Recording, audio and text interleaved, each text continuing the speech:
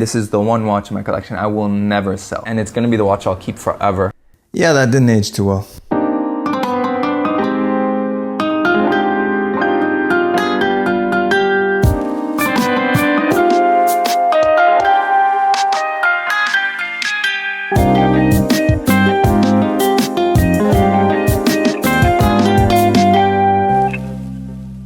Hi everyone, and welcome back to Shah Lusso. And in case you haven't noticed, I may have sold my Seamaster. So how did I go from saying that I will never sell my Seamaster, it's the one watch in my collection I'll never sell, you know, it's the one that started it all, always staying in the collection, all that. How did I go from that to, well, not having a Seamaster anymore? Well, that's what I'm here to talk about today.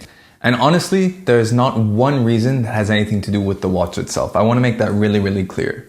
For those of you who don't know, haven't seen the videos before, I loved my Seamaster, and I think it is one of the best all-rounders. If I had to do everything again and have just one watch, couldn't have any more, I would still probably go for something like that.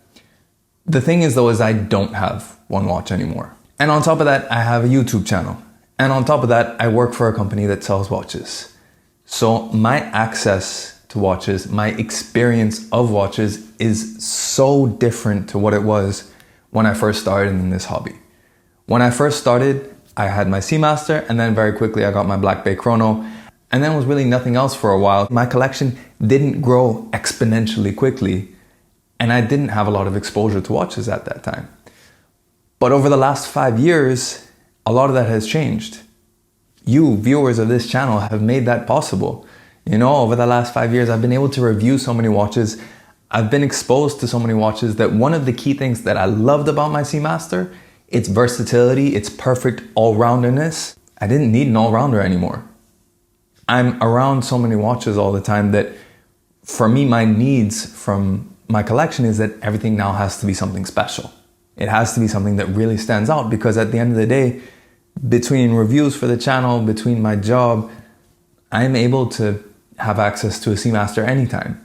I've discovered also so many other cool watches that just stand out so much more. And that over time led to the second reason why I sold it, which was it just wasn't getting the wrist time that it used to.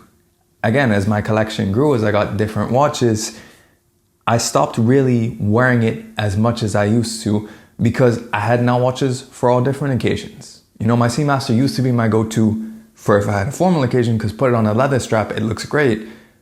But with my Cartier, that definitely was much more appropriate for when I had to go like weddings, or if I had to dress up a lot for work.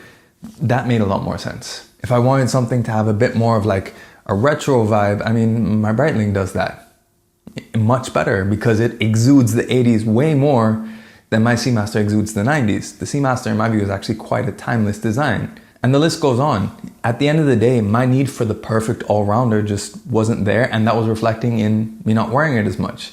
One rule I think I will always adhere to is, if a watch isn't getting that much wrist time anymore, it's time for it to go. And then the last, and this is probably the only practical reason, is the times. You know, it's no secret that over the last year or so, the watch market has been going down.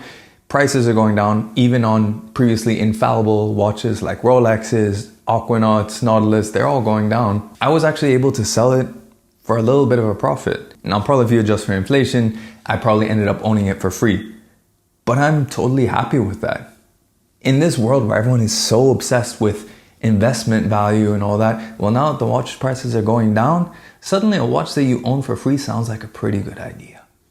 And that's something that I definitely think is a great highlight about a lot of Omega sports models, is that you kind of can own them for free if you pick them right. Things like the Seamaster and the Speedmaster are available enough that you can buy them at a decent price, but they're also desired enough that they're relatively easy to sell. And if you buy right, you probably won't lose any money on it, or not very much at any rate. So what did I trade in my Seamaster for?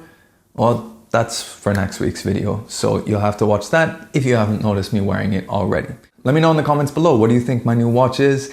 And more importantly, let me know in the comments below, what are times when you have broken your own rules and sold a watch that you probably thought you never would, and why? I'd really love to know your experiences. I know I'm probably not alone in this. And one thing I really like about this whole experience of selling my Seamaster was that now this whole idea of having rules for my collection is kind of all fallen down. And I feel like I'm moving now into a different phase of my watch collecting experience. And that's why the channel is going to be changing a fair bit as well. It's going to be focusing much more on stories and just experiences instead of just straight up watch review. Here's a watch, here are its specs, enjoy. I mean, I'll still do that as well, but I really want to talk more about my experience and learn about your experiences as well. Of course, if you want to join me on this journey and you haven't subscribed yet, you know what to do.